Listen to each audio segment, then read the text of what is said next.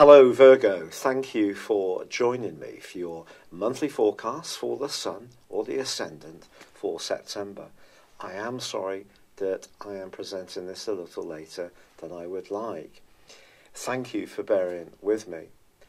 Now as this month begins, your ruler Mercury is still locked away in a tricky part of your scope which can arouse a degree of sensitivity, particularly with a quarter moon early in the month as well, seeing your emotions likely to be quite close to the surface. Now it's possible that somebody is challenging you early on and you may have to assert your individuality, but you're given a fabulous opportunity to do this when on the 6th your ruler Mercury arrives back in your sign and is going to be with you through to the 21st. This is a wonderful opportunity to take an idea that's been bubbling in the background of your situation, perhaps for some while. Perhaps there's been a sense of drift or feeling that things weren't flowing as quickly as you would like. Of course, some of the retrogrades may have had some bearing on this, it's true, and Mercury retrograde in particular.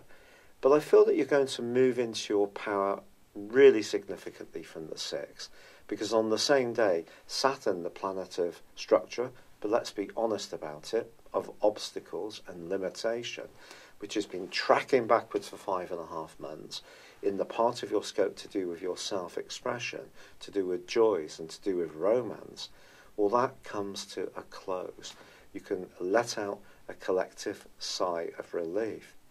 On the same day, Mercury forges a gorgeous link to Saturn and also to Uranus. We have a grand Earth trine. This can trigger a real freshness of energy and enthusiasm around you.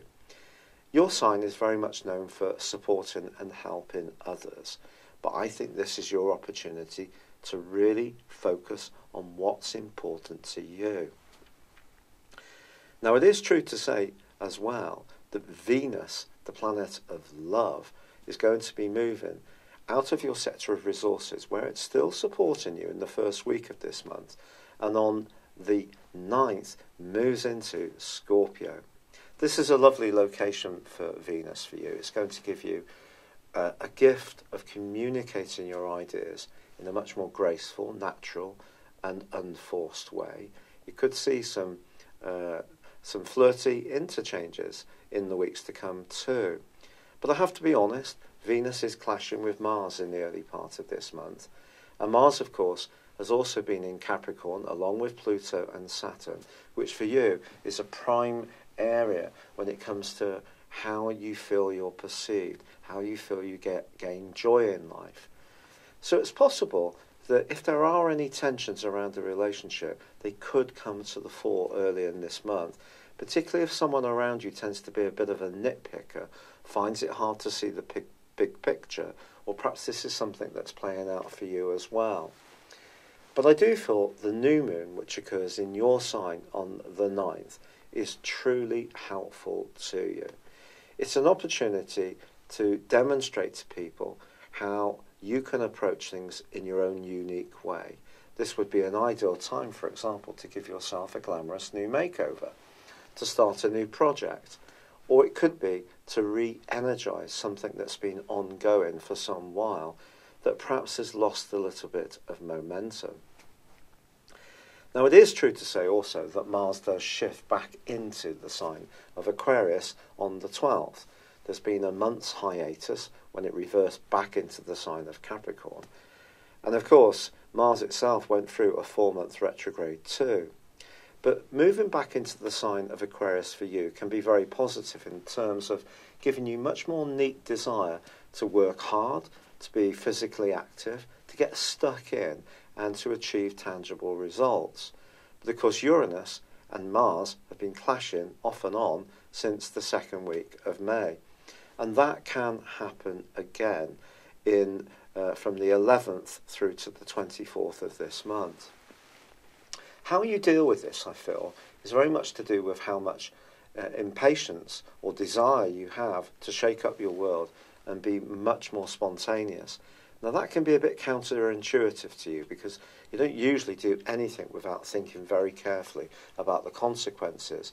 But Mars could make you a bit more impulsive in its right angle with Uranus, especially if you feel that other people are taking you for granted. And there may be part of you that does need to speak out in a more frank and authentic way. But once you get through this, Venus actually goes on to forge a very positive angle to Saturn. So the people that you can communicate well with at the heart of this month are going to start to emerge for you. And also Jupiter and Pluto continue to forge for 3 weeks this month, a sensational link.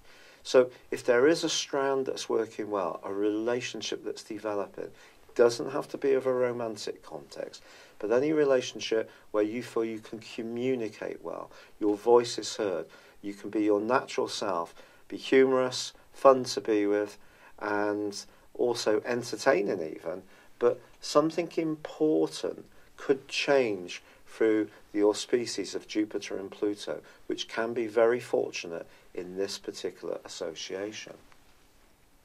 But then on the 22nd and also the 23rd, Mercury, followed by the Sun, relocate into the sign of Libra, the subsequent sign to yours. This is very much about money and resources. The 24th sees a full moon, which of course occurs in the sign of Aries. But this is going to be angling in a right angle to Saturn. Saturn, remember, is in that sector of self-expression. And the Sun now moving into the second house, and the moon in Aries is in your 8th house. I think it's possible that when it comes to a very close involvement, especially of a romantic kind, if there's something that just isn't working and you're not getting any sense of satisfaction or enrichment from it, the following 2 weeks are going to be a time when you need to think carefully. If, on the other hand, things are going really positively for you, which I hope they are, there's every chance that that angle between Jupiter and Pluto is triggering something which can see you putting more and more solid foundations down.